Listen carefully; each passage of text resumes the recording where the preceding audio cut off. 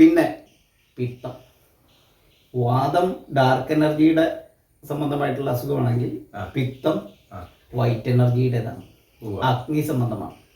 അപ്പോൾ രാവിലെ 8 മണി മുതൽ തുടങ്ങിയാൽ 8 മണിക്കൂർ, അപ്പം 4 മണി വരെ. അടുത്ത 8 മണിക്കൂർ 8 മണിക്കൂർ അത് പിത്തത്തിന്റെ സമയമാണ്.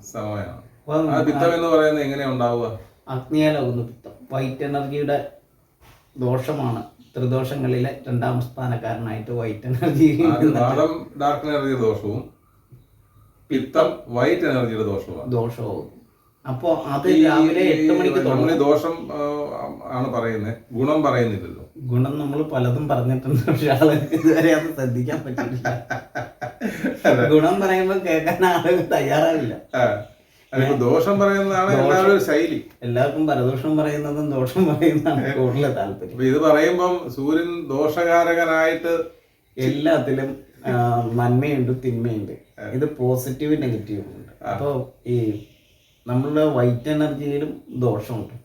അപ്പൊ നമ്മൾ നേരത്തെ കാരണന്മാര് പറഞ്ഞിട്ടുള്ള ഒരു ചൊല്ലി കേൾക്കുമ്പോൾ അറിയാം, പകല് കിടന്നുറങ്ങരുത്, പിത്തം പിടിക്കും. ഇല്ലേ? കേട്ടിട്ടുണ്ട്. ഉദയത്തിനു മുമ്പ് ഉണരണമെന്നും കേട്ടിട്ടില്ലേ? അത് വാദം ഉണ്ടാവും. ഉദയത്തിനു മുമ്പ് ഉണരണം. അല്ല, അത് നമുക്ക് അനുഭവമാണ്. പകൽ കിടന്നുറങ്ങി എഴുന്നേൽക്കുമ്പോൾ നമുക്ക് മുഖത്തൊക്കെ നീര് വെച്ച പോലെ തോന്നും. രാത്രി കിടന്നുറങ്ങി എഴുന്നേൽക്കുമ്പോൾ അങ്ങനെ തോന്നാറില്ല. ഇല്ല. അപ്പോൾ ഈ ഉറങ്ങേണ്ടതായിട്ടുള്ള സമയമുണ്ട്. ഇവിടെ നമ്മൾ രാവിലെ 8 മണിക്ക് പിത്തം സ്റ്റാർട്ട് ചെയ്യും. സൂര്യരശ്മിയാലുള്ള അതിന്റെ നെഗറ്റീവ് ഫലം പിത്തമാണ്. അതെ, ആ പിത്തം 8 മണിക്ക് സ്റ്റാർട്ട് ചെയ്യും. നമ്മളറിയില്ല, അത് പ്രകൃതിയിൽ സ്റ്റാർട്ടാണത്. ത്രിദോഷത്തിലൊന്നായിട്ടുള്ള അത് വൈകുന്നേരം 4 മണി വരെ. അപ്പോ ഈ വാദത്തിന് അവസാനത്തെ പാദത്തില് 2 മണിക്കൂറാണ് ഭക്ഷണം കഴിക്കാനായിട്ട് നമുക്ക് പറ്റുന്നത്. ഉദയത്തിന് ശേഷമാണ് ഭക്ഷണം കഴിക്കുന്നത്. അകസ്സിലാണ് ആഹാരം. ദിശയിൽ നീകാരമാവാം, ഭക്ഷണം പാടില്ല. അസ്തമയം കഴിഞ്ഞതും ഭക്ഷണം പാടില്ല. അപ്പോ പ്രഭാത ഭക്ഷണം ഒരു മനുഷ്യൻ ലോകത്ത് എവിടെയാണെങ്കിലും രാവിലെ 6 മണിക്കും 8 മണിക്കും ഉള്ളിൽ ആവിക്ക് വെച്ച ആഹാരങ്ങൾ ഉത്തമമായിട്ട് കഴിക്കണം. ഉദയത്തിന് ശേഷം 8 മണിക്ക് മുമ്പ് ഭക്ഷണം കഴിക്കണം. ഉദയത്തിന് മുമ്പ് 8 മണിക്ക് ശേഷം 8 മണിക്ക് മുമ്പ്. അത് സ്വാഭാവികമായിട്ട് നല്ലതാണ്. അപ്പൊ അത് ഉദയത്തിന് ശരാശരി 2 മണിക്കൂർ പുണരുകയും പ്രഭാത കൃത്യങ്ങളും ശരീരശുദ്ധിയും മനഃശുദ്ധിയും മറ്റു കാര്യങ്ങളെല്ലാം ചെയ്ത് റെഡിയായി വരുന്ന സമയത്ത് ആ 2 മണിക്കൂർ അടുത്ത 2 മണിക്കൂറിനുള്ളിൽ എപ്പോഴെങ്കിലും ഭക്ഷണം കഴിച്ച് അന്നത്തെ ദിവസം ആരംഭിക്കാം ആരോഗ്യകരമായിട്ട്. അതെ, ഉദയത്തോടു കൂടിയിട്ട് മഹാവൃക്ഷ പ്രകൃതി ആക്റ്റീവ് ആവുന്നു. അവരുടെ പത്രികളിൽ ഭക്ഷണം പാകം ചെയ്യുന്നവരോടൊപ്പം തന്നെ നമ്മളും കഴിക്കുക. അപ്പോൾ നമ്മൾ ആ ഉദയത്തോടു കൂടിയിട്ട് നമ്മൾ ആക്റ്റീവായി നമ്മൾ ഏകദേശം 8 മണി കഴിയുമ്പോൾ 2ാമത്തെ ത്രിദോഷത്തിൽ 2ാം സ്ഥാനക്കാരൻ പ്രത്യക്ഷമാകും. പിത്തം വൈറ്റ് എനർജിയാലാകുന്നു, അഗ്നിയാലാകുന്നു. വൈകുന്നേരം 4 മണി വരെ പിത്തത്തിൻ്റെ സമയമാണ്. കിടന്നുറങ്ങാതിരിക്കുക. എത്ര ഉറക്കം വന്നാലും ഉറങ്ങാതിരിക്കുക, പിത്തരോഗമുണ്ടെന്ന് തോന്നിയാൽ. അപ്പോൾ ഈ പിത്തരോഗത്തിന് മരുന്ന് എന്ന് പറഞ്ഞാൽ, പിത്തരോഗികളുണ്ടെങ്കിൽ പിത്തരോഗത്തിനുള്ള മരുന്ന് എന്ന് പറഞ്ഞാൽ വേവിക്കാത്ത ഭക്ഷണം കൃത്യം സെൻറ്ററിൽ, അതായത് 8 മണി മുതൽ 4 മണി വരെ ഉള്ളതിൻ്റെ കൃത്യം സെൻറ്റർ 12 മണിക്ക് വേവിക്കാത്ത ഭക്ഷണം രാവിലെ.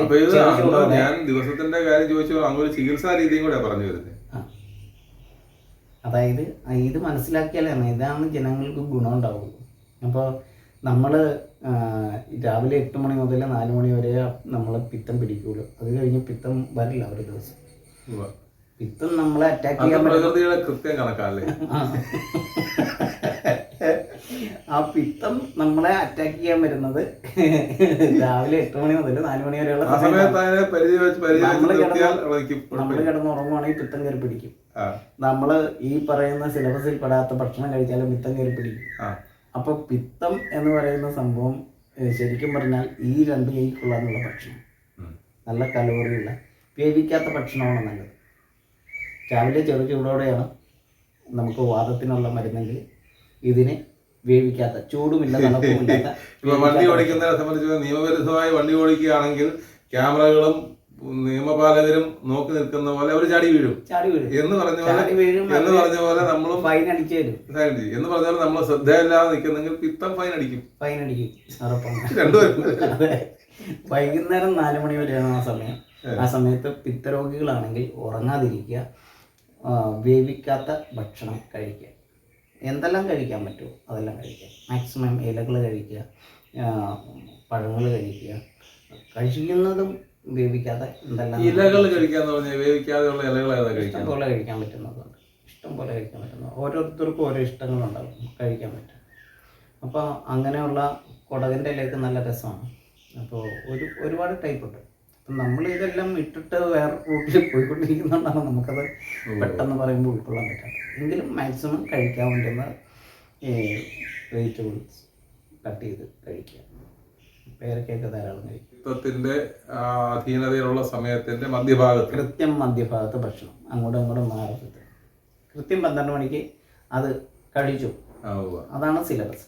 അപ്പോൾ അത് കഴിച്ചു. അതായത് സൗരോർജ്ജത്തിൽ വിളയുന്ന, പൊക്കുന്ന, കായ്ക്കുന്ന എന്തെല്ലാം നമുക്ക് ഉച്ചയ്ക്ക് നമുക്ക് വേവിക്കാതെ കഴിക്കാൻ പറ്റുമോ അതെല്ലാം നമുക്ക് കഴിക്കാം. അപ്പൊ ഈ പിത്ത സമയത്ത് കഴിക്കാവുന്നതെന്ന് പറഞ്ഞാൽ പ്രകൃതിയിൽ നിന്ന് കിട്ടുന്ന സാധനങ്ങൾ നേരിട്ട് കിട്ടുന്ന, മറ്റൊന്നും ചെയ്യാതെ ശുദ്ധിയാക്കുക മാത്രം ചെയ്ത് കഴിക്കാം. അല്ലാതെ വേവിക്കാനോ മറ്റെന്തെങ്കിലും കൂട്ടി ചേർത്തിട്ട് കഴിക്കാനോ സാധ്യമല്ല. അല്ലാതെ കഴിക്കുന്ന ജൈവ കൃഷിയുടെ പ്രാധാന്യം വരുന്നത്. അപ്പം നമ്മൾ ഈ പക്ഷികളൊക്കെ കഴിക്കുന്നത്, പക്ഷികളൊക്കെ ധാന്യങ്ങൾ നേരിട്ടാണ് കഴിക്കുന്നത്. നമ്മൾ മനുഷ്യരൊഴികെയുള്ളവരെല്ലാം എല്ലാ ജീവജാലങ്ങളും നേരിട്ടാണ് ഭക്ഷണം കഴിക്കുന്നത്. അപ്പൊ നമുക്ക് കഴിക്കാവുന്ന ഭക്ഷണം, നേരിട്ട് കഴിക്കാവുന്ന ഫ്രൂട്ട്സ് ഇലകളും പഴങ്ങളുമാണ്. അതാണ് ഉച്ചക്കത്തെ ഭക്ഷണം. കഴിയുന്നതും നമുക്ക് എന്തെല്ലാം കഴിക്കാൻ പറ്റുമോ, ടേസ്റ്റായിട്ട് എന്തെല്ലാം നമുക്ക് ഒരു കോമ്പിനേഷൻ ഉണ്ടാക്കിയെടുക്കാൻ പറ്റുമോ അത് ഉണ്ടാക്കിയെടുത്തിട്ട് വിഭവസമൃദ്ധമായിട്ടുള്ള ഉച്ചയ്ക്ക് നല്ല ഭക്ഷണം, കലോറിയുള്ള ഭക്ഷണം കഴിക്കാം. 4 മണിക്ക് ശേഷം നമ്മുടെ ആൾ മാറി വരും.